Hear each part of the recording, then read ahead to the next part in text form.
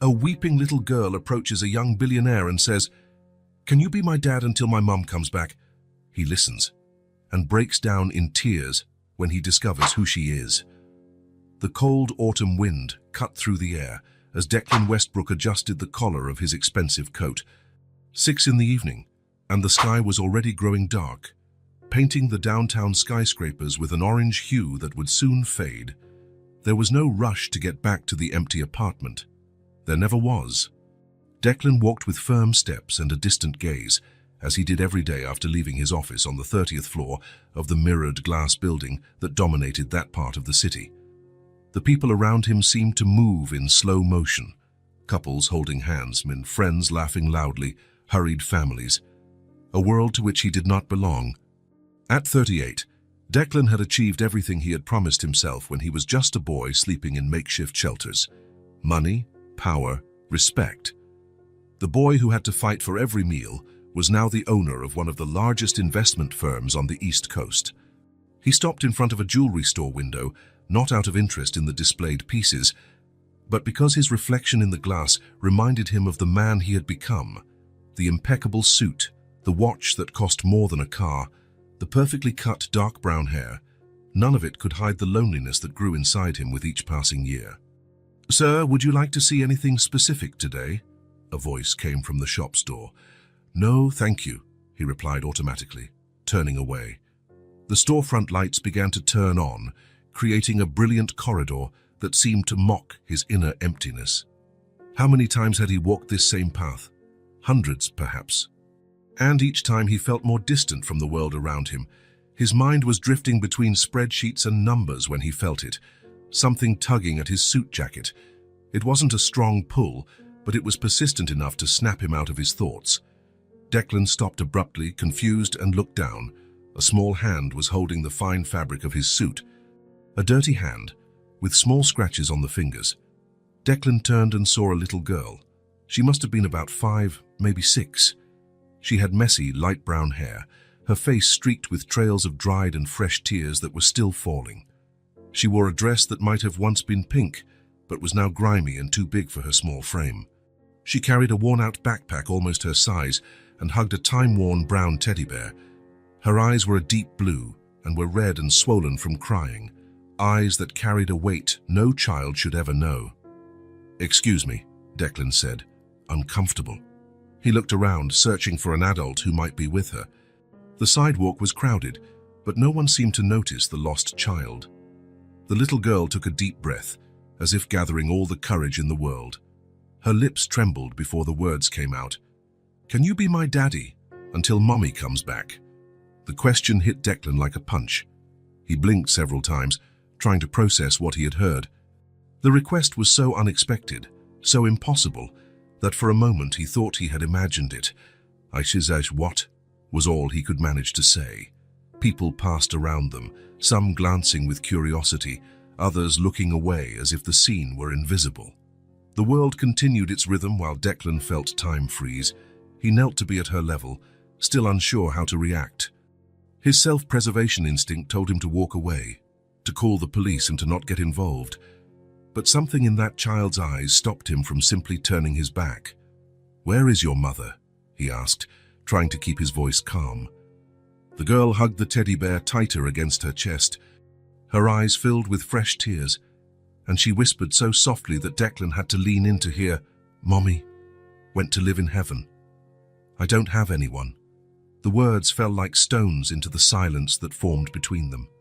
Declan felt a lump in his throat. Death. The girl was talking about death, with that terrible innocence children have when dealing with what they don't fully understand. "And your father?" he asked, knowing he probably wouldn't like the answer. "I don't have one," she replied, looking at the ground. "It's always just been me and Mommy." Declan swallowed hard. A crowd of thoughts flooded his mind. He should call social services immediately. It was the correct procedure. It was what any sensible person would do. "What's your name?" he asked, trying to buy time to decide what to do. "Isabella," she answered, still not looking up. "But Mommy called me Bella." The wind grew stronger, and Isabella shivered visibly. She was wearing only the thin dress and without a coat, completely inadequate for the cold weather. "Are you hungry, Isabella?" The question came out almost automatically. He remembered the feeling of hunger all too well. She nodded shyly. Let's get something to eat and you can tell me more, okay?" Declan surprised himself with his own words. He wasn't one to get involved. He wasn't one to stray from his path. He wasn't one to offer help. Isabella looked up at him with a mixture of hope and suspicion. Her eyes, despite the tears, had an intensity that seemed to evaluate Declan's every move. "Do you promise you won't leave me alone?" The question was simple, but the weight behind it was immense. Declan hesitated. He couldn't make such a promise. It would be irresponsible. But he also couldn't leave her there, alone in the cold. "Let's take it one step at a time," he replied carefully. "First, let's get something warm to eat." He extended his hand but didn't touch her. He let her decide if she trusted him enough. After a few seconds that felt like an eternity, Isabella placed her small, cold hand in his. It was as cold as ice. Declan led her a few blocks until he found a quiet cafe, away from the hustle and bustle of the main avenue. It was a small place with soft lighting and few tables, the kind of establishment he frequented when he needed to think. The waitress looked at them with curiosity as they entered. A man in an expensive suit and a visibly needy little girl were not the most common combination. Declan ignored the look and asked for a table in the back. "A hot chocolate and a sandwich, please," he ordered for Isabella, who nodded shyly, "and a coffee for me." While they waited, Declan watched the girl. She placed the teddy bear on the table carefully, as if it was something precious. Her small hands, though dirty, moved with a delicate grace. "Isabella, can you tell me what happened? Where did you live?" She looked down, fiddling with the edge of the table. "I lived with Mommy in a small apartment, but after she went away, the landlady said I couldn't stay anymore." "When did this happen?" "3 days ago," she answered. "The lady let me stay until this morning. She said she was going to call someone to get me, but I ran away." The hot chocolate and sandwich arrived. Isabella looked at the food as if it were a treasure. She started eating slowly at first, but soon hunger took over, and she devoured the sandwich with urgency. "Slow down," Declan cautioned gently. "There's more if you want it." Isabella nodded, slowing her pace. The chocolate left a brown mustache above her lips, and for a single second, Declan felt the urge to smile. "Why did you run away instead of waiting for someone to come get you?" Isabella stopped eating and hugged her teddy bear again. "The lady said I was going to a place with lots of kids without parents. She said I might never come home again." She paused. "But I want to go home when Mommy—" Her voice faltered, and she didn't finish the sentence. Declan knew he should explain it to her. Tell her that her mother wasn't coming back, that there was no coming back, but he couldn't. The words just wouldn't come out. "You don't have any other relatives? Grandparents? Uncles?" "No, it was just me and Mommy. She always said so." "And at school? Is there anyone there who can help?" "Mommy homeschooled me. She said when I turned 6 I would go to a big school." Each answer closed off more possibilities. Declan glanced at his watch. It was almost 8 at night. Social services would likely only be available the next morning. "Where have you been sleeping the last few nights, Isabella?" She shrugged her shoulders. "At our place. I would hide when the lady came. But today she found me and kicked me out." "And why did you choose me to ask for help?" Isabella looked up for the first time since they had started talking. There was something in the way she looked. Direct, honest, without the filters adults develop. "You looked sad, like me. And Mommy used to say that sad people understand other sad people." The answer completely disarmed Declan. He felt as if someone had pried open his ribcage and exposed his heart. How could a 5-year-old see what no one else did? "And also," she continued softly, "you have eyes like my Mommy's." Declan took a deep breath, trying to maintain control of his emotions. He knew what he had to do. Call the police. Wait for social services. It was the correct procedure.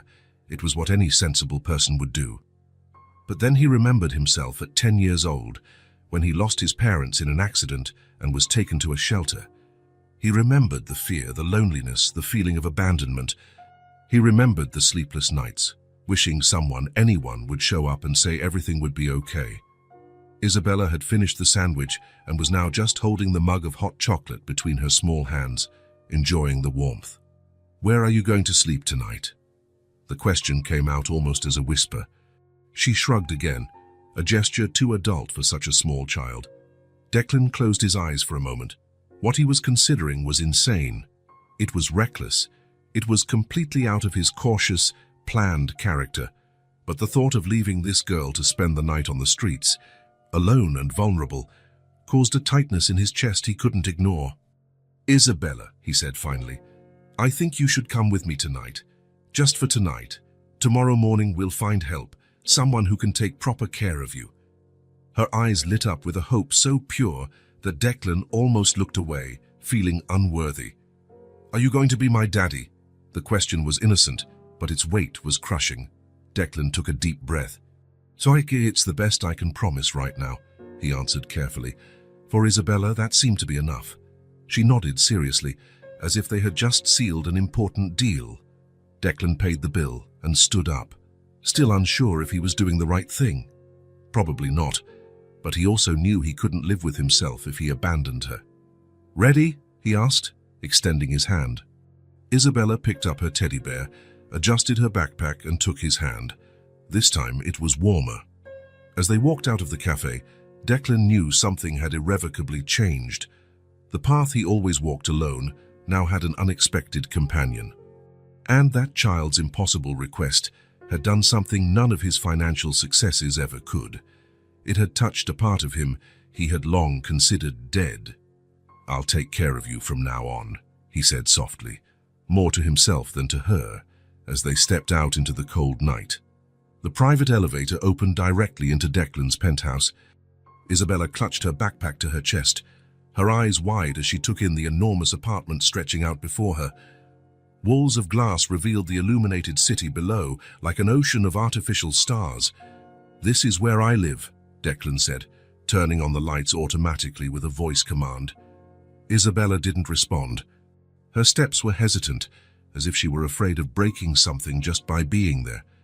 The contrast between her dirty dress and the impeccable surroundings couldn't be greater. "You must be tired," Declan commented, noticing the girl's discomfort. "I'll show you where you can sleep." She followed him in silence, keeping a cautious distance. The teddy bear, her only companion, remained clutched tightly to her chest. The guest room had never been used.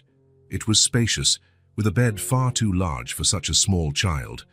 The white walls and minimalist decor seemed too cold and impersonal to welcome someone like Isabella. "You can stay here," Declan said, turning on the lamp beside the bed. "And the bathroom is through that door. There are clean towels and—" He stopped when he realized Isabella hadn't entered the room. She remained at the doorway, as if an invisible barrier were stopping her. "Is everything okay? You don't like the room?" Isabella hugged her teddy bear tighter, shaking her head. Her eyes scanned the space as if searching for traps. "It's too big," she finally whispered. Declan had never considered that a problem. But for a child used to a small space, perhaps it was intimidating. "I understand. Do you want to stay somewhere else?" She shrugged, still not looking directly at him. "Well, for now you can stay in the living room. There's a comfortable sofa there." Isabella followed Declan back to the living room. The dark leather sofa seemed less intimidating than the empty bedroom. She sat on the edge, still clinging to her teddy bear and backpack, as if she might need to flee at any moment. Declan found a blanket and a pillow in a closet. "You must be hungry again. Want something to eat?" "No, thank you," she answered in a low voice, though her stomach betrayed her with an audible growl. "I'll fix something simple," he decided, ignoring her refusal. In the kitchen, Declan realized he didn't have many options suitable for a child. He opened the refrigerator and found only leftover Thai food, some fruit and yogurt. He opted for the yogurt and an apple, cut into small pieces. When he returned to the living room, he found Isabella in the exact same position, stiff and alert. Her eyes followed his every move. "Here," he offered the plate. "It's not much, but tomorrow we'll buy proper food." She accepted the plate carefully but didn't eat immediately. She waited for Declan to take a few steps back before bringing the first piece of apple to her mouth. The silence between them was heavy.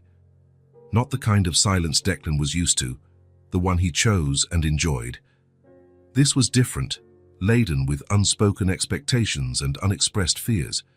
"Would you like to take a shower before you sleep?" he asked, trying to sound casual. Isabella nodded, but her face showed concern. Can I take Mr. Buttons?" "Mr. Buttons?" She held up the worn-out teddy bear slightly. "Oh, of course you can," Declan replied, almost smiling at the name. "I'll show you where everything is." In the hallway bathroom, he quickly explained how the shower worked and left clean towels on the counter. "There's soap and shampoo there. If you need help, just call. I'll be in the living room." Isabella nodded, still holding Mr. Buttons. When Declan left and closed the door, he stood outside for a few seconds. The sound of running water started, and he finally relaxed his shoulders a bit. Back in the living room, Declan wondered what he had done. In less than 3 hours, his organized and predictable life had been completely upended. Now there was an orphan in his apartment, a responsibility he was not prepared for. He picked up his phone several times, considering calling social services, even at that hour of the night. It would be the sensible thing to do. It would be the responsible thing. It would be the easiest thing. But every time he was about to dial, he remembered Isabella's eyes, the innocent question, "Mr. Buttons," and he couldn't do it. The sound of the water stopped, and a few minutes later, Isabella appeared in the living room. She was cleaner, with wet hair falling over her shoulders. She was still wearing the same dirty dress, as she had no other clothes. "Feeling better?" Declan asked. She nodded, still not speaking. She returned to the same spot on the sofa, this time wrapping herself in the blanket Declan had left. "Tomorrow we'll buy you new clothes." Isabella looked at him with suspicion, as if trying to understand his true intentions. "Why are you doing this?" she finally asked, her voice so low that Declan had to lean in to hear. The question caught him off guard. Why? Indeed. He didn't have an answer, or maybe he had too many, none of them simple enough to explain to a child. "Because you needed help," he replied simply.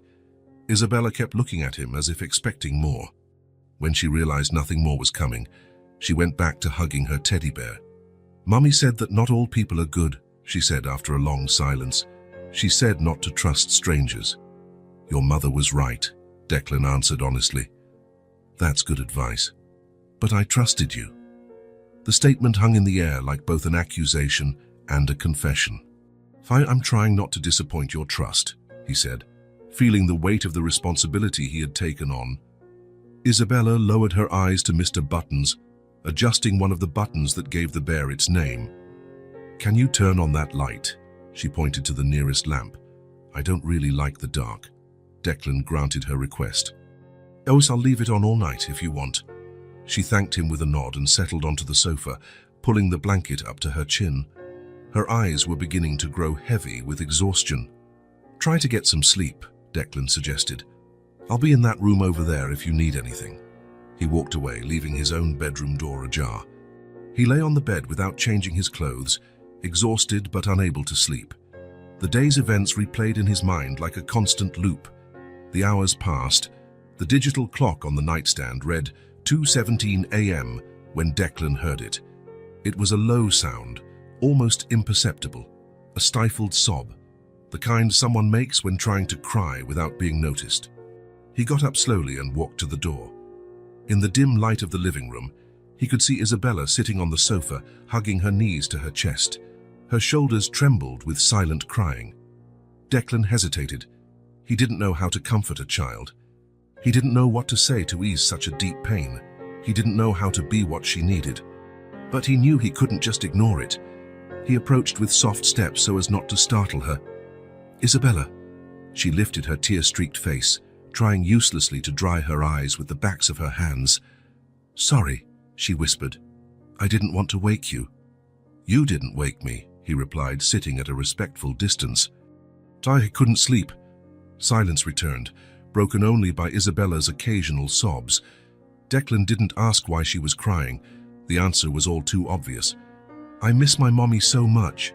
she said finally, the words coming out choked with restrained emotion. So much. The simple sincerity of the confession hit Declan like a wave. He remembered when he lost his own parents, the emptiness he felt, the sensation of being completely alone in the world. "I know," he replied softly. "I know you do." Isabella wiped away another tear. "When is Mommy coming back from heaven?" The question broke something inside him. How do you explain to a 5-year-old that some departures are final? How do you talk about death without destroying the little hope she had left? "Isabella," he began, choosing his words carefully, "when someone goes to heaven, they can't come back." She stared at him, processing the information. Her large eyes reflected the dim light of the lamp. "Never ever, never ever," he confirmed gently. Fresh tears welled up, silent and heavy. Isabella hugged Mr. Buttons tighter, as if he could protect her from the truth. "But you can always remember her," Declan continued. "You can always feel the love she had for you." Isabella didn't answer. She continued to cry, her small body shaking with the effort of holding back her sobs. Declan felt an impulse to touch her, to offer some physical comfort. But he held back. He respected her space, her grief, her distrust. Instead, he just remained there, a silent presence beside her. It was then that he realized he was scared. Not the kind of fear he knew well, of failing in business, of making wrong decisions, of losing money. This was a new and different fear. The fear of caring, of making room in his life for someone, of letting someone else's story become intertwined with his. For the first time in years, Declan Westbrook felt something beyond ambition or the satisfaction of achieved goals. He felt compassion, and that terrified him more than any financial crisis ever could. "Can you stay here?" Isabella's small voice brought him back. "Just until I fall asleep." Declan nodded, unable to deny that simple request. "I'll stay right here," he promised. "Try to get some sleep." Isabella lay down again, still holding the teddy bear. Her eyes remained open for some time, fixed on the ceiling before finally giving in to exhaustion.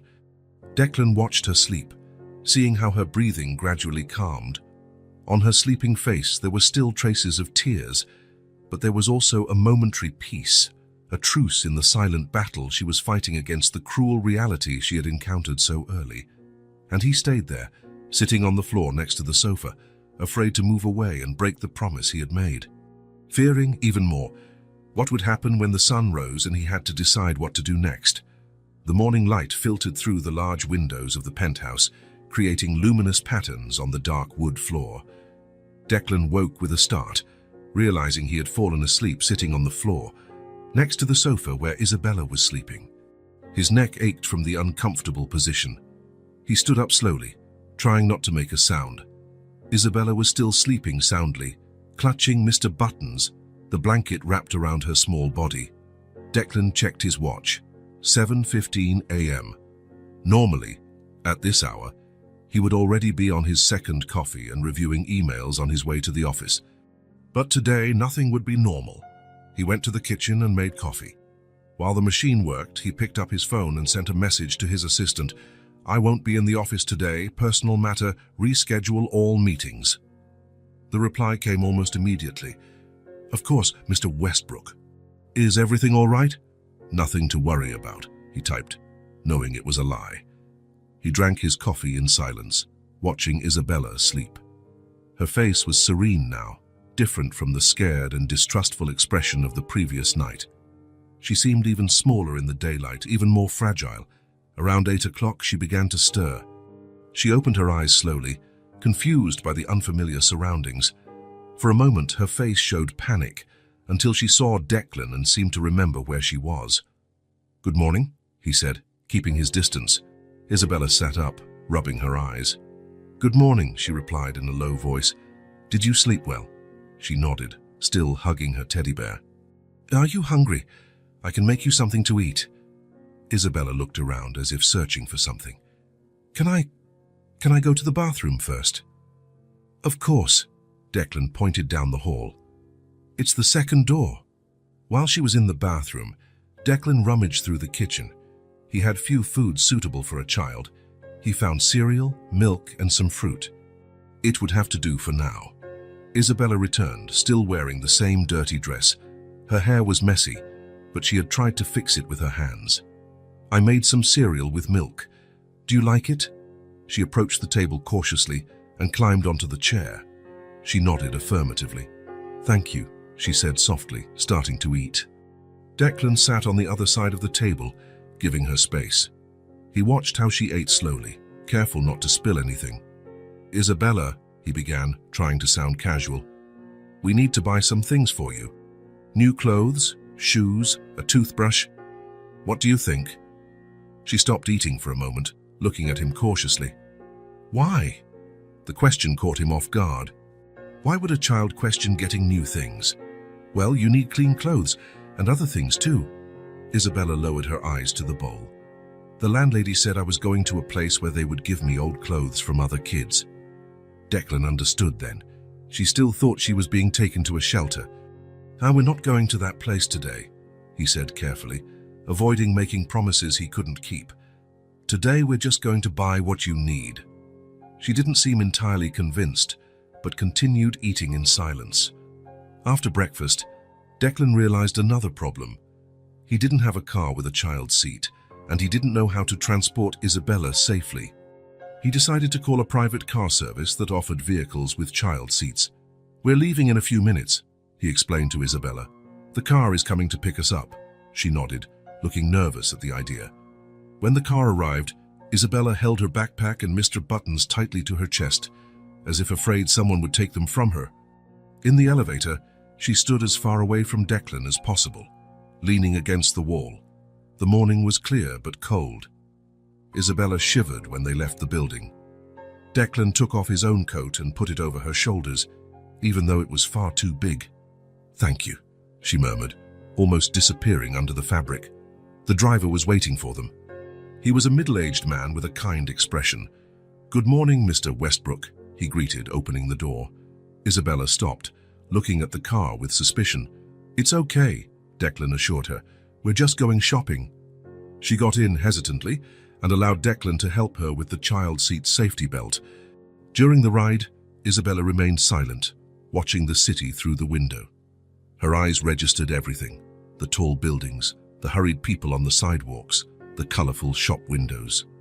Where are we going? She finally asked. To a mall, Declan replied. There are several stores there where we can find what you need. When they arrived, the mall had just opened. There were few people, which was a relief to Declan. Isabella got out of the car carefully, still wrapped in the oversized coat. Shall we go in? Declan asked, offering his hand.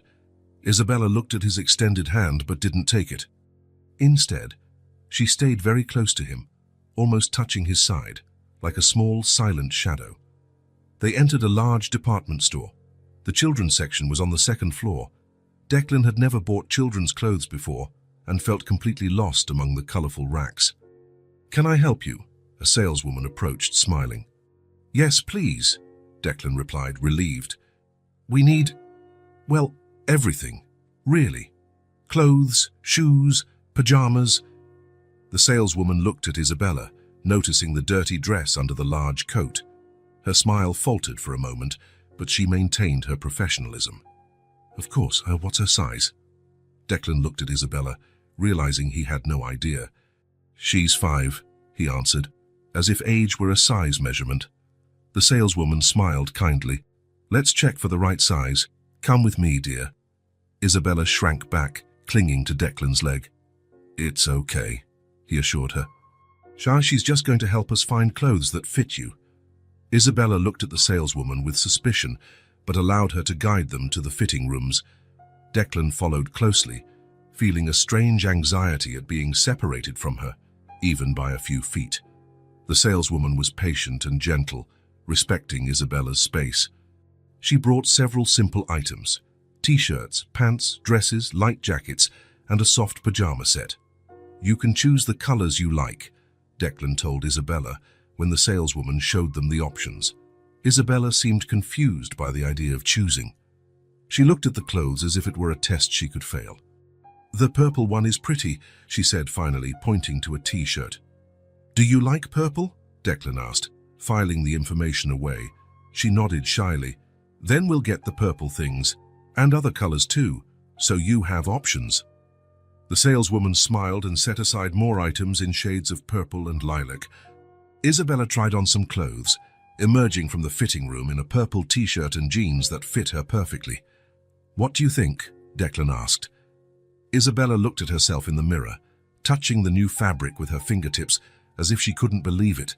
"It's pretty," she said softly. "Want to wear it now? We can ask them to remove the tags."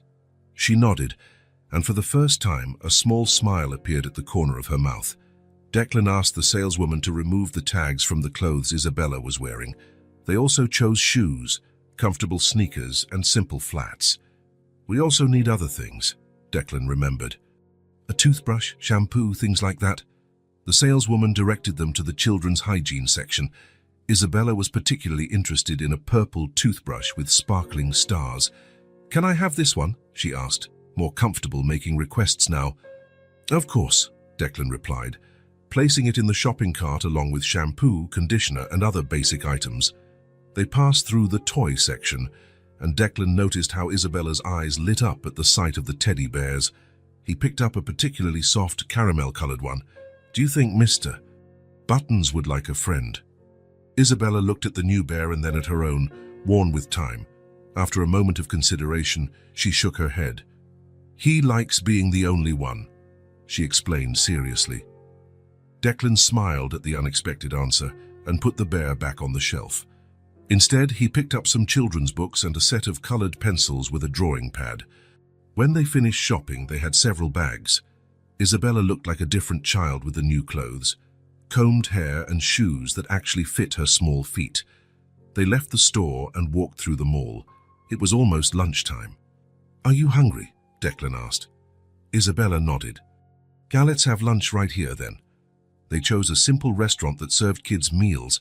Isabella ordered pasta with tomato sauce, and Declan opted for a salad. As they ate, he noticed how she seemed less tense. There was still caution in her movements, but the initial fear was beginning to fade. "Are you enjoying the food?" "Yes," she replied. "Mommy used to make pasta like this." It was the first time she had mentioned her mother without crying. After lunch, they walked towards the mall's exit. There were more people now, and the streets were bustling. When they reached the sidewalk, they needed to cross to get to the spot where the car was waiting. Declan instinctively held out his hand. "Let's cross." "Hold my hand." Isabella looked at his extended hand. There was a moment of hesitation, her eyes evaluating the gesture, as if deciding if she could trust him. Then, slowly, she placed her small hand in his. Her tiny fingers closed around his with surprising firmness.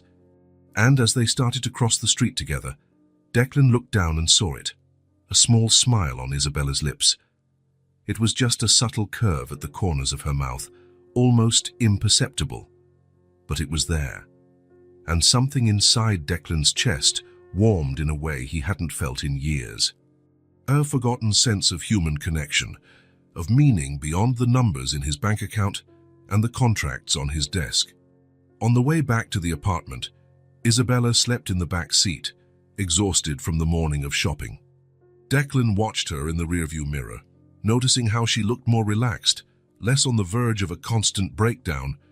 When they arrived, he woke her gently. "Isabella, we're here." She opened her eyes slowly, momentarily confused, but soon recognized where she was.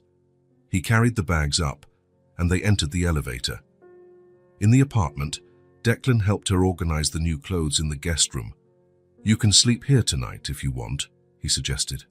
"Fas, or you can stay in the living room again if you prefer." "I can try the room," she replied, surprised by her own bravery. The following days brought a new routine. Declan worked remotely, something he had never done before. He set up a temporary space in the living room for Isabella to draw and read, while he answered emails and participated in video conferences. Isabella was still quiet, but she slowly began to open up. On the third night, as they had dinner together, she looked at Declan with curiosity. "Do you have any kids?" she asked in a low voice. The question surprised him. "No," he answered simply. Isabella continued eating for a moment. absorbing the information. Why not? Declan pondered how to answer. I never got married, and people usually have kids when they're married. Not always, she commented, playing with her fork. My friend down the street had a dad, but her mom wasn't married to him. That's true, Declan agreed. There are many different kinds of families. Isabella fell silent again, thoughtful. After a few minutes, she asked another question. Why do you live alone in this big house? Declan smiled slightly. I guess I never really thought about it. I bought this apartment because I could, and because it has a beautiful view of the city. It's too big for just one person, Isabella observed with the direct honesty only children possess. You're right, Declan admitted. It is too big. The next morning, as they had breakfast, Isabella looked at him with those piercing blue eyes. Did your mommy go to live in heaven too? The question hit Declan like a punch. It had been years since he had spoken about his mother, about the loss he suffered as a child. Yes, he answered after a moment. My mother went to live in heaven when I was 8 years old. Isabella's eyes widened. Were you all alone? Like me? Not exactly like you, Declan explained carefully. I still had my father. I continued to live with him. Did your father take care of you? Yes, he worked a lot, so we spent less time together than I would have liked. But he did the best he could. Isabella hugged Mr. Buttons, who now accompanied her to every meal. Did you miss your mum? A lot, Declan admitted, surprised by his own honesty. I still do, sometimes. She nodded, as if she understood perfectly what he meant. And where is your father now? He went to live in heaven too, but I was already an adult when that happened. Isabella processed the information, her face too serious for someone so young. So you were all alone again? The question was simple, but the answer was complex. Declan had built his life, his company, his financial empire. But as for true human connections, I had my work, my colleagues, he replied. But yes, in a way I was alone. Isabella reached her small hand across the table and, to Declan's surprise, lightly touched his fingers. Now you have me, she said, with the profound simplicity of childhood. And I have you. The comment caught him completely off guard. Declan felt something catch in his throat, an emotion he couldn't name. He didn't know how to respond, so he just nodded, accepting that simple truth. In the days that followed, the questions continued. Isabella wanted to know everything about him, his work, his home, his favorite foods. Each answer seemed to build a bridge between them, closing the initial distance. A week after Isabella's arrival, Declan was reading documents on the sofa while she drew at the coffee table. Suddenly, she held up the paper. I made this for you, she said, holding out the drawing. It was a simple picture. 2 stick figures, one big and one small, holding hands. Above them, a bright yellow sun, and a house that looked more like a box with windows. That's us, Isabella explained, pointing, and this is our house. Declan took the drawing carefully, as if it were a fragile treasure. It's beautiful, he said, feeling a lump in his throat. Thank you. Isabella smiled, not just a small smile this time, but a full smile that lit up her entire face. Oh, I'll make another one tomorrow. That night, after Isabella had fallen asleep, Declan stared at the drawing for a long time. He realized that, without planning it, without expecting it, a bond was forming between them, a bond he never imagined was possible. And for the first time in many years, the silent, perfect penthouse was starting to feel less like an empty space and more like a place that could, one day, be called a home. The day began like the ones before. Declan woke up early, made coffee, and answered a few urgent emails before Isabella awoke. Establishing a routine seemed important for both of them. It brought a sense of normalcy to a situation that was far from normal. The golden morning light streamed through the penthouse's large windows, creating patterns on the kitchen floor. Declan watched the city below, the tiny people moving like ants, going to their jobs, their ordinary lives. A week ago, he would have been one of those people. Now he was here, living a kind of life he never imagined. The sound of soft footsteps made him turn. Isabella appeared at the kitchen doorway, dressed in purple pajamas, her brown hair messy from sleep. Mr. Buttons, as always, was with her, held securely in her arms. Good morning, Declan smiled slightly. Sleep well? Isabella nodded, rubbing her eyes. In the last few days, she had started sleeping in the guest room without any problems. The nightmares that had woken her up crying in the first few nights had subsided. Want pancakes for breakfast? Declan asked. I found a simple recipe online. Isabella looked surprised. You know how to make pancakes? Not really, he admitted with a slight smile. But I think I can try. It can't be harder than analyzing a merger agreement, right? Isabella didn't understand the comparison, but smiled anyway. Can I help? Mommy used to let me help in the kitchen sometimes. Of course, Declan replied, trying to ignore the pang in his chest he felt whenever she mentioned her mother. You can be my pancake assistant. He placed a stool near the counter so Isabella could reach. Carefully, he showed her how to crack the eggs and measure the flour. She followed his instructions seriously, her tongue stuck between her teeth in concentration as she slowly stirred the batter. Am I doing it right? She asked, looking up. Perfectly, Declan assured her. You're an excellent assistant. A small smile appeared on her face, lighting up her eyes for a moment. These brief moments of joy were becoming more frequent, and each one made Declan feel an inexplicable warmth in his chest. When the batter was ready, he heated the pan and started cooking the pancakes. The first few came out misshapen, prompting giggles from Isabella. Gradually, however, he got the hang of it, and soon there was a stack of golden pancakes in the center of the table. They sat down to eat, Isabella's legs dangling from the chair, still too small to reach the floor. Declan poured maple syrup over the pancakes and cut hers into small pieces. I also made hot chocolate, he said, placing a steaming mug in front of her. Careful, it's hot. Isabella picked up the mug with both hands, gently blowing on the surface of the liquid, just as she had seen Declan do with his coffee.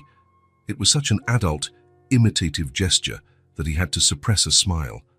A comfortable silence settled as they ate. It was no longer the tense silence of the first few days, filled with distrust and fear. It was something quieter, as if words weren't always necessary. Isabella ate half of her pancake before putting down her fork. Her blue eyes, usually evasive, now stared directly at the mug of hot chocolate between her hands. Mommy used to make hot chocolate when I was sick, she said suddenly, her voice almost a whisper. Declan stopped eating, sensing that something important was about to happen. He waited, giving her space to continue. She would put in little marshmallows that floated, Isabella continued, looking at the dark liquid. She said they were magic boats that would carry the sickness away. A sad smile crossed her face for an instant, disappearing as quickly as it came. Her small fingers squeezed the mug as if seeking warmth or comfort. I miss that, she added softly. Declan swallowed hard, feeling a lump in his throat. Next time we can add marshmallows too, he offered, his voice huskier than he intended. Isabella nodded, but her gaze remained distant, lost in memories. For a few moments, only the sound of the cars below filled the kitchen. Mommy got very sick, she said finally, still holding the cup with both hands. There was a restrained quality to her voice, as if she were trying to be more grown up than her years allowed. She couldn't work. One day she just stopped breathing. The words came out simple, direct, devastating in their childlike simplicity. There were no elaborate euphemisms, just the raw truth, as seen through the eyes of a child. Declan felt as if something were crushing his chest.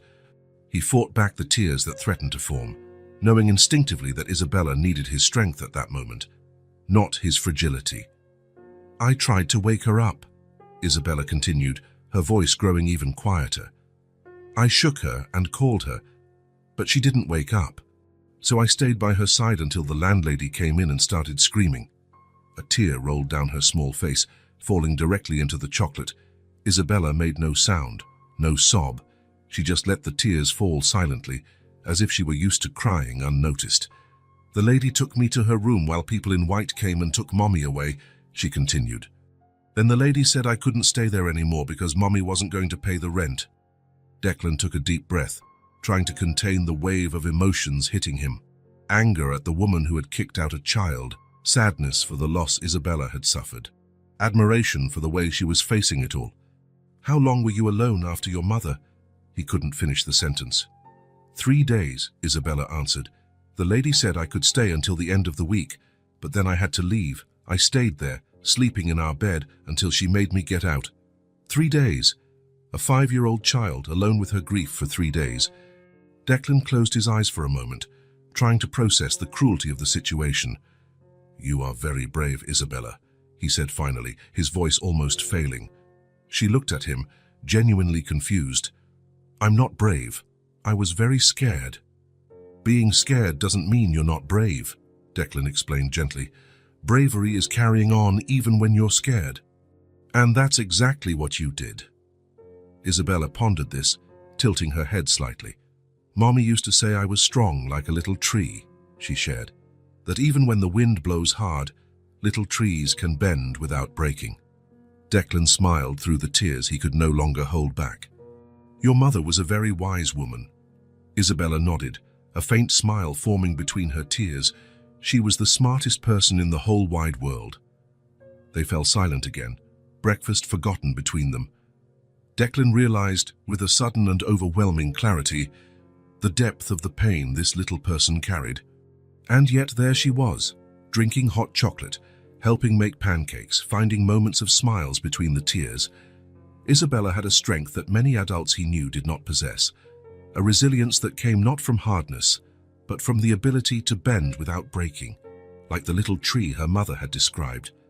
"You know something," Declan said softly. "So I think your mother was right. You really are as strong as a little tree." Isabella looked up at him, a light of hope shining through her tears. In that silent moment between them, something changed, a mutual understanding, a recognition of shared pain.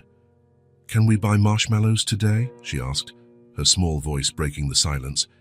"So of course we can," Declan replied, grateful for the chance to do something, anything to bring a little comfort into her life. "We'll buy the smallest ones we can find so they can float like magic boats." Isabella nodded, taking another sip of her chocolate. When she lowered the mug, there was a small brown smudge above her upper lip. A chocolate mustache, so innocent and childlike that it contrasted painfully with the forced maturity of her earlier words. Declan realized then that, despite everything she had been through, Isabella was still just a child who needed marshmallows shaped like boats, pancakes for breakfast, someone to listen to her, and who, above all, cared. And in that simple moment, on an ordinary morning, he silently promised himself that he would be that person for her, for as long as it took. The doorbell rang at 10 o'clock on Thursday morning. Declan was in the middle of a video conference, discussing the details of an important acquisition. Isabella was drawing quietly at the coffee table, Mr. Button sitting beside her like an attentive supervisor. The unexpected sound made Declan frown. He wasn't expecting anyone. In the nearly 10 days since Isabella had arrived, he had kept the outside world at a distance, creating a temporary bubble where only the two of them existed. "Give me a minute," he asked the executives on the screen, putting the meeting on hold. The doorbell rang again, more insistent this time. Declan stood up, instinctively adjusting his tie. Even working from home, he maintained the habit of dressing formally for video conferences. "Who is it?" Isabella asked, looking up from her drawing. "I don't know. Stay here. I'll go see." Declan walked to the door, an uneasy feeling growing in his stomach. When he looked through the peephole, he saw a man and a woman in the hallway. Both were dressed in formal but discreet clothing, and the woman was holding a folder. He took a deep breath before opening the door. "Mr. Declan Westbrook?" the woman asked, her tone professional but not hostile. "Yes, that's me. My name is Karen Matthews from the Department of Child Services. This is my colleague, David Chen. May we come in? We'd like to talk to you about Isabella Crawford." The floor seemed to disappear from under Declan's feet. Of course, this would happen eventually. He knew it. He had thought about it every day. But somehow, he was still not prepared. "Tyus, how did you find out?" was all he could manage to ask. "We received a report from the landlady who rented a room to Evelyn Crawford, Isabella's mother," David explained. "She reported that the girl had disappeared after her mother's passing. We began investigating, and your name came up when we reviewed security camera footage from the area." Declan nodded slowly. Of course there would be cameras. Of course he would be identified. It was inevitable. "May I see your identification, please?" he asked, buying time to gather his thoughts. Both showed official badges. They were legitimate. "Please, come in," Declan finally said, opening the door wider. He led them down the hall, mentally rehearsing what he would say. How would he explain that he had taken a child home without notifying the authorities? How would he justify his actions? When they reached the living room, Isabella was no longer at the table. Declan looked around, confused, until he noticed movement behind the large leather armchair in the corner of the room. She had hidden, only her blue eyes visible, watching the strangers with suspicion. "Isabella," he called softly. "We have visitors. They are people who want to talk with us." She didn't respond or come out from her hiding spot. Instead, she clutched the teddy bear tighter against her chest, as if it could protect her. "Isabella," the social worker, Karen, said in a gentle voice, bending down a little. "You don't need to be afraid, we just want to talk, okay?" Isabella looked at Declan, a silent question in her eyes. He nodded slightly, trying to convey a confidence he didn't feel. "Mr. Westbrook, we need to discuss the situation," David said. "Perhaps we could speak in private first." "Of course," Declan replied, glancing at Isabella again. "I'll be right in the kitchen, okay? You can keep drawing." She didn't move from her hiding spot, but gave a slight nod. In the kitchen, Declan offered coffee, which they both declined. They sat at the table, and he felt strangely as if he were in one of his own corporate interrogations. Only this time, he was the one being questioned. "Mr. Westbrook," Karen began, opening her folder, "we understand that you found Isabella approximately 10 days ago after her mother's passing. Is that correct?"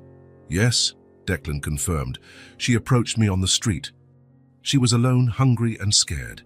And you took her to your home," David continued, not as an accusation but as a statement of fact.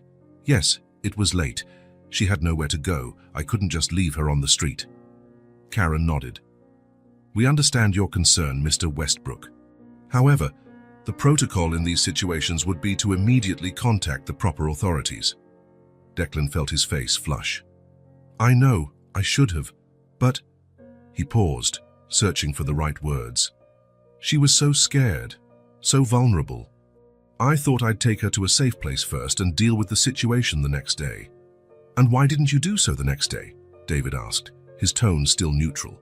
The question hit Declan like a punch. Why, indeed? He had planned to call the authorities. He had considered it several times. But every morning, seeing Isabella sleeping peacefully or trying to smile despite everything, he couldn't bring himself to make the call. "I don't have a good answer for that," he admitted finally. I think I wanted to give her a bit of stability before subjecting her to more changes." The social workers exchanged a look that Declan couldn't interpret.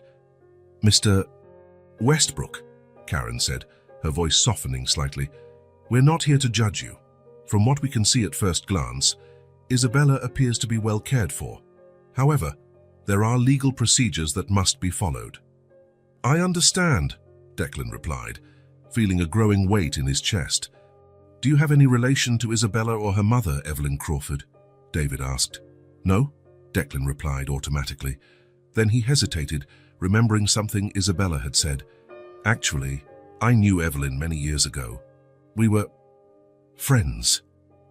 Again, the social workers exchanged glances. "Does Isabella have any other relatives?" Declan asked. "That's what we're trying to determine," Karen explained. "So far, we haven't identified any living relatives. Evelyn Crawford was an only child. Her parents are deceased. There is no father listed on Isabella's birth certificate." Declan absorbed the information, feeling a contradictory mix of relief and concern. With no relatives, where would Isabella go? "Is that what happens now?" he asked, his voice lower than he intended. "We need to speak with Isabella," David replied, "assess her situation, her well-being, and then determine the best course of action." "Can she stay with me in the meantime?" Declan asked, trying to keep his tone casual as if the answer didn't matter as much as it truly did. "Mr. Westbrook," Karen said gently, "you have no legal relationship with Isabella. You are not a relative, not a designated guardian. Legally, we cannot simply leave her here." The words felt like stones in Declan's stomach. "But she's safe here," he argued, a rising desperation in his voice. "She's well cared for. She has food, clean clothes, a place to sleep. She's starting to feel safe again." "We understand that," David replied, "and we will take everything into consideration. But there are procedures. Isabella will need to go to a temporary foster home while the case is evaluated." "An orphanage, you mean?" Declan said, unable to hide the bitterness in his voice. "A temporary shelter," Karen corrected gently. "So, where she will be well cared for until a permanent solution is found." Declan closed his eyes for a moment, trying to control his emotions. When he opened them again, his expression had changed. He was no longer the confused, defensive man. He was the determined executive who had built an empire. "What do I need to do for her to stay with me?" he asked directly. Karen seemed slightly taken aback by the change in tone. "Well, there are procedures to become a temporary or permanent guardian, evaluations, interviews, background checks." "I am willing to go through all of it," Declan said firmly. "I want to formally apply for custody of Isabella. Temporary or permanent, whatever is possible." The social workers looked at each other again, and Declan realized his sudden determination had surprised them. "Mr. Westbrook," David said cautiously, "becoming a child's guardian is not a decision one makes on a whim. It is a huge responsibility." "I know exactly what I'm asking for," Declan interrupted, "and I am prepared to take on that responsibility." Karen studied his face for a moment, as if trying to gauge his sincerity. "You can begin the process," she said finally, "but I must warn you that it is lengthy and rigorous, and there are no guarantees." "I understand," Declan replied. "Declan, but I will do everything in my power." "For now," David added, "we still need to follow protocol. Isabella will have to come with us today." The reality of those words hit Declan like a cold wave. Today, they were taking her today. "Can I at least prepare her?" he asked, his voice almost pleading. "Can I explain what's happening?" "She's been through so much," Karen nodded sympathetically. "Of course, and you can help her gather her things. We will also allow regular visits while the custody process is evaluated." Declan stood up from the table, feeling both numb and hyper-alert. He walked back to the living room, where Isabella was still partially hidden behind the armchair, watching everything with attentive eyes. He knelt to be at her level. "Isabella," he began softly, "we need to talk." She emerged slightly from her hiding spot, still clutching Mr. Buttons. "Who are they?" she whispered. "They're people who help children," Declan explained, choosing his words carefully. They came to make sure you're okay." "I'm okay here," she replied immediately, her eyes filling with tears. "With you." The lump in Declan's throat grew, making it hard to speak. "I know, but there are rules. They need to take you to a special place for a little while." Isabella's face turned pale. "The place with lots of kids with no parents." "Something like that," Declan admitted, hating himself for not being able to protect her from this. "But it's temporary. I'm doing everything I can so you can come back." Her lips trembled. "Promise." Declan wanted to promise. More than anything in the world, he wanted to guarantee her that everything would be okay, but he couldn't lie. "I promise I will do everything I can," he said finally. "Absolutely everything." Isabella looked at him for a long moment, as if trying to decide whether to believe him. Then, surprisingly, she reached her arms out to him. Declan hugged her, feeling her small body tremble against his. "Let's pack your things," he said gently when they separated. "And Mr. Buttons, of course." He helped her put her clothes and the few belongings in the backpack she had brought, now accompanied by a small suitcase with the new clothes they had bought together. Isabella remained silent throughout the process, just holding the teddy bear tightly to her chest. When they returned to the living room, the social workers were waiting patiently. Karen smiled at Isabella, who partially hid behind Declan's leg. "Hello, Isabella," Karen said gently. "My name is Karen. We're going to take a little trip today, all right?" Isabella didn't answer, just hugged the teddy bear tighter. "She can take Mr. Buttons, right?" Declan asked, trying to keep his voice steady. "Of course," David replied. "She can take all her personal belongings." Declan knelt again, lightly holding Isabella's shoulders. "Remember what I said? This is temporary. And I will visit you whenever they let me. She nodded, a tear rolling down her small face. I need you to be strong now, Declan continued, his own voice nearly breaking. Like the little tree, remember? That brought a trembling smile from Isabella. It bends but doesn't break, she whispered. Exactly. When it was time to leave, Isabella slowly walked over to Karen, who gently extended her hand. Before stepping out the door, she turned one last time. Do I have to go? She asked in a whisper, her eyes fixed on Declan, pleading for a different answer. The simple question pierced his heart. He opened his mouth, wanting to say no, that she could stay, that everything would be fine. But the words wouldn't come, because it would be a lie, and he had promised himself never to lie to her. Declan couldn't answer. Isabella seemed to understand his silence. She looked down and followed the social workers to the elevator. Before the doors closed, Declan saw her small face one last time, her blue eyes shining with unshed tears. And then she was gone. The apartment suddenly felt too big, too empty. The silence that once comforted him now suffocated him. Declan walked back to the living room, noticing Isabella's drawings still scattered on the table. One of them showed two figures holding hands, one big and one small under a smiling sun. He picked up the phone and called his lawyer. I need you here, now, he said, his voice regaining its firmness, and bring someone who specializes in family law. He spent the next few hours in meetings, making calls, leveraging all his considerable connections and resources. By the time night fell, he had a detailed plan and an entire team working on the case. But even with all the activity, the apartment remained empty, without Isabella's light footsteps, without her curious questions, without Mr. Buttons supervising everything from his special spot on the sofa. Declan dismissed the lawyers around 10 o'clock at night. He was alone, sitting in the living room armchair, looking at the empty sofa where Isabella had slept the first few nights. The small impression her body had left on the blanket was still there. He couldn't sleep that night. He remained in the armchair, mentally replaying everything that had happened in the last 10 days, how his organized and predictable life had been completely transformed by the arrival of a small child with a teddy bear.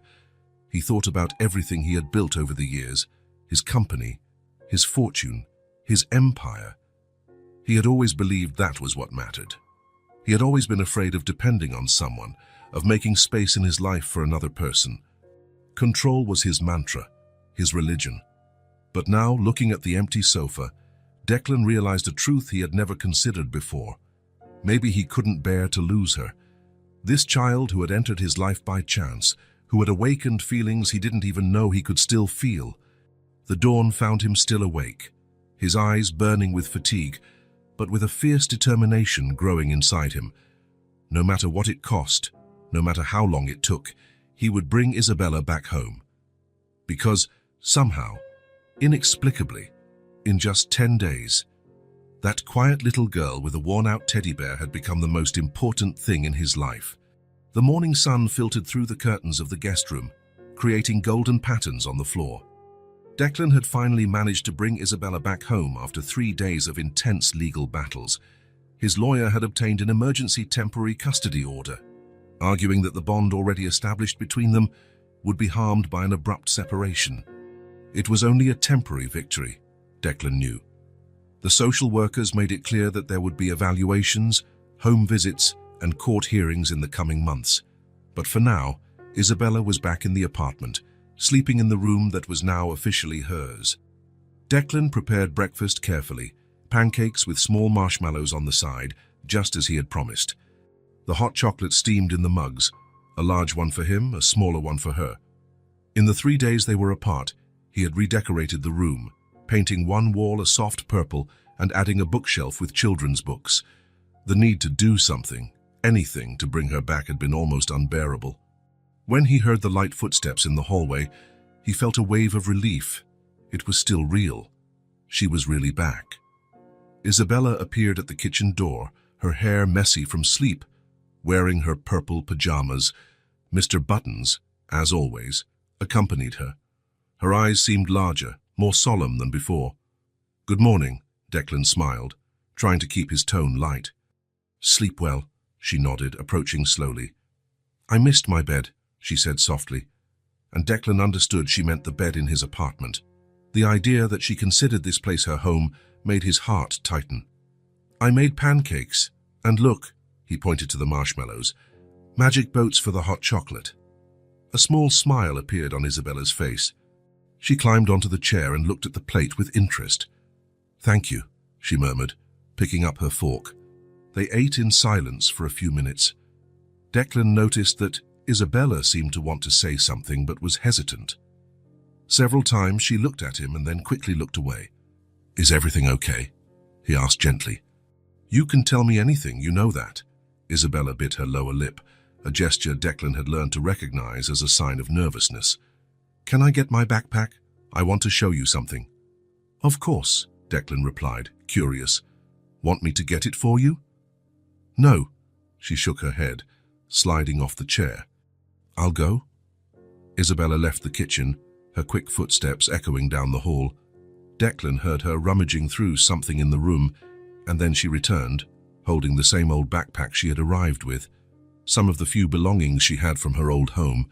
She sat down again, placing the backpack on her lap. She looked at Declan with a disconcerting seriousness for someone so small. "When I was in that place," she began, referring to the temporary shelter, "I was scared I'd never come back. I promised I would do everything to bring you back," Declan reminded her gently. "I know," she nodded, "but a lot of grown-ups promise things." The simplicity of the observation and the implicit distrust in her words hurt Declan, but he understood. How many promises had already been broken in her short life? "At the place, there was a girl who said maybe you wouldn't want me anymore," Isabella continued, fiddling with the backpack's zipper. "That grown-ups always send kids away." Declan felt a lump in his throat. "That's not true. I wanted you back every minute we were apart." Isabella studied his face for a moment, as if searching for the truth in his features. Then, seemingly satisfied with what she saw, she opened the backpack. "The social worker lady said you're trying to be my guardian," she said, the word clearly new to her vocabulary. "Yes," Declan confirmed. "I'm doing everything I can so you can stay with me permanently."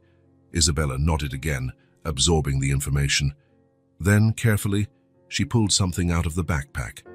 It was a photograph, folded and a bit worn at the edges, as if it had been held many times. "Mommy always said I needed a good daddy," she explained, smoothing the photograph with her small fingers. "She said that one day I would meet someone special who would take care of me." Declan listened, surprised by the revelation. "God, do you think she meant you?" Isabella asked, looking at him with those huge, solemn eyes. I don't know," Declan answered honestly. "How could I?" Isabella considered this for a moment, then carefully unfolded the photograph. "This is my mommy," she said, holding the photo out to him. "What do you think she would have liked you?" Declan took the photograph carefully, curious to see the woman who had raised a child as incredible as Isabella. When his eyes fell on the image, however, he felt as if the floor had vanished from beneath his feet. The world around him seemed to disappear. The sound of the traffic below, the ticking of the clock on the wall. Everything dissolved into a stunned silence as he stared at the face in the photograph. Evelyn. Not just any Evelyn, but his Evelyn. The smile he knew so well, the eyes that held the same intensity as Isabella's, the brown hair that fell in waves over her shoulders. It was a more recent photo, of course. Evelyn looked to be in her late 20s, not the 20-year-old girl he had known in college, but it was unmistakably her. "Are you okay?" Isabella's voice brought him back to reality. "Why are you crying?" Declan hadn't even realized that tears had started streaming down his face. He tried to speak, but his voice failed him. He wiped his eyes with the back of his hand and took a deep breath, trying to compose himself. He began, his voice hoarse with emotion. "I knew your mommy, Isabella." The girl's eyes widened. "Really?" "Yes," Declan nodded, still looking at the photograph and unable to tear his gaze away. "We were very close when we were young." "Were you friends?" Isabella asked, leaning forward, a new light of interest in her eyes. Declan looked up from the photograph to Isabella's face. How had he not noticed before? The same eyes, the same shape of her face. Even the way she tilted her head when she was curious. It all reminded him of Evelyn. "We were more than friends," he answered honestly, feeling he owed it to Isabella and to Evelyn. "We dated for a while, in college." Isabella's eyes filled with an almost painful curiosity. You dated my mommy." Declan nodded, feeling long-buried memories awaken as if they had happened yesterday. The first meeting in the library, the walks across campus holding hands, the discussions about the future, about dreams, about what they wanted from life. "Yes," he said softly. "I loved her very much." Isabella processed the information slowly, her expression a mixture of confusion and something resembling hope. "Why did you stop dating?" she finally asked. It was a simple question, but the answer was too complex for a 5-year-old. How could he explain that he had chosen ambition over love? That when Evelyn spoke of moving to a small town, of working with art and education instead of pursuing wealth and status, he had been terrified at the thought of giving up his plans. "We had different ideas about what we wanted from life," he replied, simplifying as much as possible. "I wanted one thing, and your mother wanted another." "And you had a fight?" Isabella asked, frowning. "Not exactly," Declan replied, remembering their last conversation. It hadn't been a fight. It had been worse, a slow drifting apart, a mutual but painful separation. "So we went our separate ways, and you never saw her again?" Declan shook his head. "No, I lost touch." Isabella was silent for a moment, looking at the photograph Declan still held. Then, surprisingly, she smiled. "Mommy always said that nothing happens by accident," she commented. "She said that all the people we meet have a reason for coming into our lives." The simplicity and depth of the observation hit Declan like a wave. It sounded exactly like something Evelyn would say. Her philosophy had always been like that, finding meaning in connections, believing in intertwined destinies. "She was right," Declan said softly. "Your mother was always very wise." Isabella reached out, touching the photograph lightly.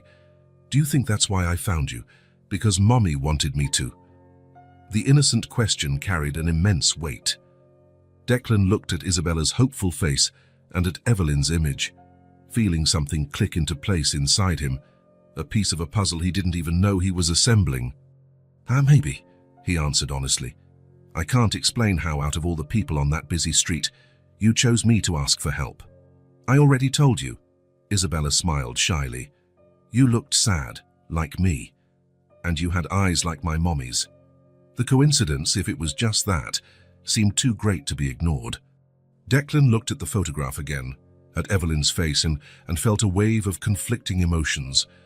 Sadness for the loss of someone who had once meant so much, regret for the paths not taken, and a strange feeling that, somehow, Evelyn had found a way to reconnect them, even after her departure.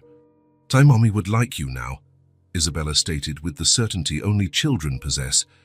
"You're different from what she used to say." "She talked about me?" Declan asked, surprised. "Sometimes," Isabella nodded. "She had a picture of you too, a really old one. She said you were very smart, but that you only thought about money and work." Declan couldn't help a small, sad smile. She wasn't wrong. "But you're not like that anymore," Isabella continued, with the same certainty. "Now you take care of me." The simplicity of the observation touched something deep in Declan. It was true. He had changed. In just a few weeks, his priorities had completely shifted. The empire he had built, the money he had accumulated, it all seemed secondary now. "Can I keep the photo?" he asked, surprising himself. Isabella hesitated for a moment, then nodded. "But you have to give it back later. It's the only one I have of her smiling like that." "I promise," Declan replied, carefully putting the picture away.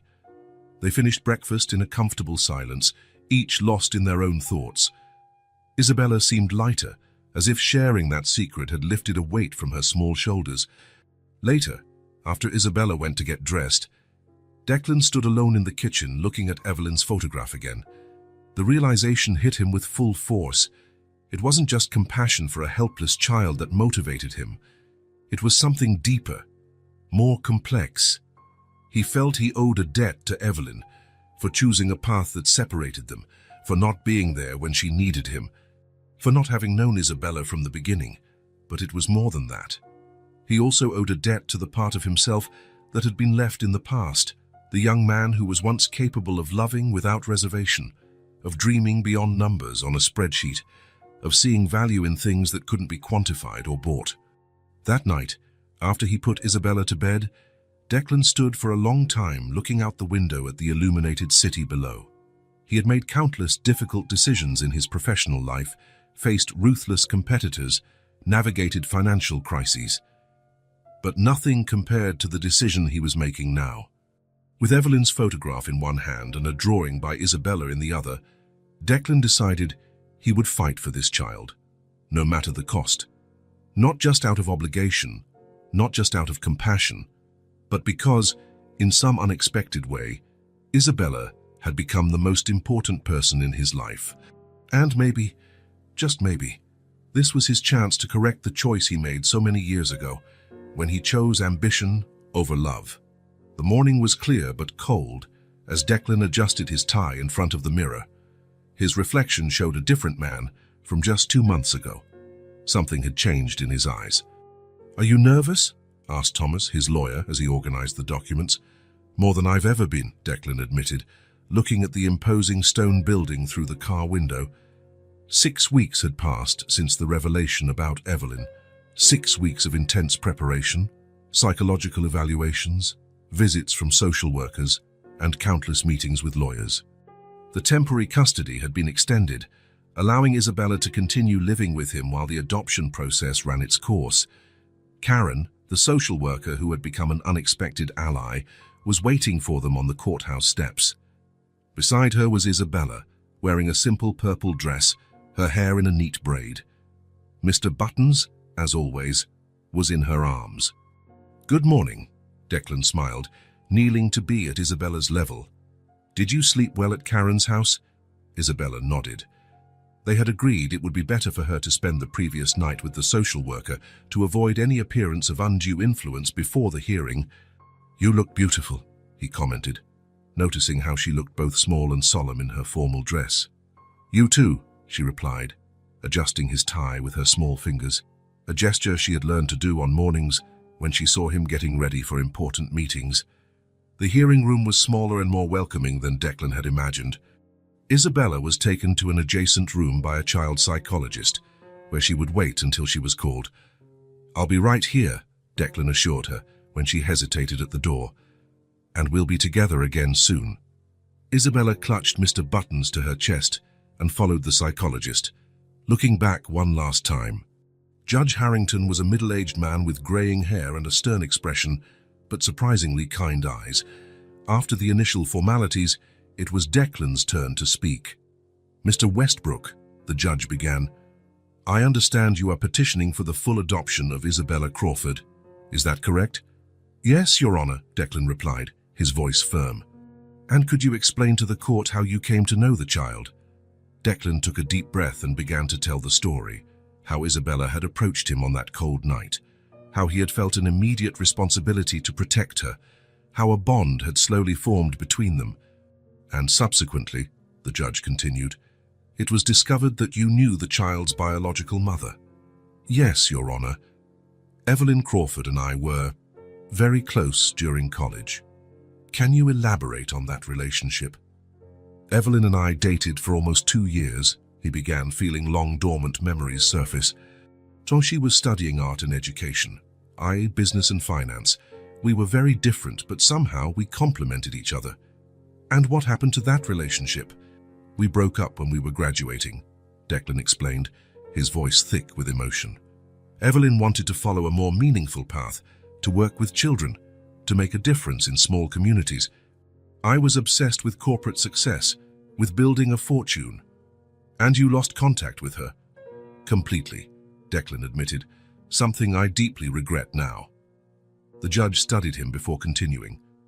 "Mr. Westbrook, the social worker's report mentions that you are a single man, dedicated to your work, with no prior experience with children. What makes you believe you are prepared to raise Isabella?" "Your Honor, "I won't pretend to know everything about being a father," he began, choosing his words carefully. "And yes, my life before was centered on work. But Isabella changed that. She changed everything." Declan paused, searching for the right words. "Evelyn was important in my life, not just as a girlfriend, but as someone who tried to show me there was more to the world than financial success. At the time, I wasn't ready to listen, but I think a part of me always knew she was right." The judge watched him intently without interrupting. "Isabella came into my life at a time when I had everything I thought I wanted, yet I still felt empty. She didn't just fill that void, she showed me it was bigger than I had imagined. In just a few weeks, she became an essential part of who I am today." "And how exactly do you plan to balance your demanding career with raising a child?" the judge asked. "I've already started making significant changes," Declan explained. "I've delegated several responsibilities, hired a COO to manage the day-to-day operations of the company. I'm working from home 3 days a week, and Isabella is already enrolled in a school near our apartment." The questioning continued for nearly an hour. Questions about values, education, plans for the future. Declan answered each one with a sincerity that surprised even himself. When the judge finally said he would like to meet Isabella, Declan felt a wave of anxiety. The psychologist brought Isabella into the room. She seemed even smaller in the formal setting, but walked with a surprising dignity for a 5-year-old. "Hello, Isabella," the judge smiled, softening his expression. "Do you know why we're all here today?" She nodded seriously. "To decide if I can stay with Declan forever." "And is that what you want?" Isabella looked at Declan before answering. "Yes, he takes care of me, and I take care of him too." The judge smiled at the response. "And how do you take care of him?" "I remind him to eat when he's working too hard," she explained seriously. "And sometimes he gets sad thinking about Mommy, so I show him the drawings I made to make him happy again." A soft murmur went through the room. Even the state's attorney seemed touched. "I see," the judge nodded. "And do you miss your mother?" Isabella's eyes filled with tears, but she maintained her composure. "Every day. But Declan helps me remember her in a way that doesn't hurt so much." Then came the moment no one had anticipated. Isabella got down from her chair and walked over to where Declan was sitting. Without a word, she reached out her hand to him. When Declan held Isabella's small hand, a profound silence fell over the room. It wasn't the formal silence of a courtroom, but something more significant, as if everyone present could see, in that simple gesture, the depth of the bond that had formed between them. It was undeniable. There they were, visible to anyone. Not just a wealthy man trying to do a good deed and a needy child in want of a home. They were two people who, somehow, had found in each other exactly what they needed. Judge Harrington looked at the scene for a long moment. Then he smiled. "I believe I've seen enough," he declared. "I would like to speak with the attorneys in my chambers." 2 hours later, Declan and Isabella walked out of the courthouse hand in hand. The adoption had been granted. There would be a 6-month probationary period with regular visits from the social worker. But the judge had made it clear that, barring extraordinary circumstances, the decision was final. Isabella was now officially Isabella Crawford Westbrook. On the way home, Isabella was unusually quiet. "Is everything okay?" Declan asked, looking at her in the rearview mirror. "Can we visit Mommy?" she asked suddenly. "I want to tell her." Declan immediately understood what she meant. "Of course." "We can go now if you'd like." The cemetery was on the outskirts of the city, a quiet place with old trees. Declan had never been there before, but Isabella guided him without hesitation among the headstones until they reached a simple one, made of light marble. Evelyn Marie Crawford, 1985-2024, Love Remains. Declan felt a tightness in his chest as he saw the dates. She had passed away so young, just a few months ago. Questions that would never be answered hung in his mind. Had Evelyn tried to find him? Had she thought of him over the years? Isabella had brought a single flower, a daisy picked from the courthouse garden. She placed it carefully on the headstone and then knelt on the grass. "Mommy," she whispered, her voice small but clear in the cemetery's silence. "I have someone now, you can rest." The simplicity and depth of her words made Declan have to turn his face to hide the tears that threatened to fall. When he managed to compose himself, Isabella was already standing again, looking at him. "She's listening," she said with the certainty only children possess. "She's happy." Declan nodded, unable to speak. He held out his hand, which Isabella took firmly. They walked back to the car together, passing between the headstones under the golden late afternoon light. A father and a daughter. A family formed not by blood, but by something equally powerful: choice, commitment, love. Declan looked down at the small hand in his and felt a certainty he had never experienced before. After years of building a financial empire, accumulating wealth and power, he had finally found what he had always been searching for without knowing it: a purpose greater than himself, a genuine connection, a family. And somewhere, Declan wanted to believe, Evelyn was watching. Perhaps smiling in that way he had never completely forgotten, as if she knew something the rest of them were still yet to discover.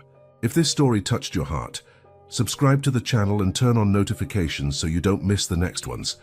Leave a like, because it helps this story get recommended to more people. See you in the next story.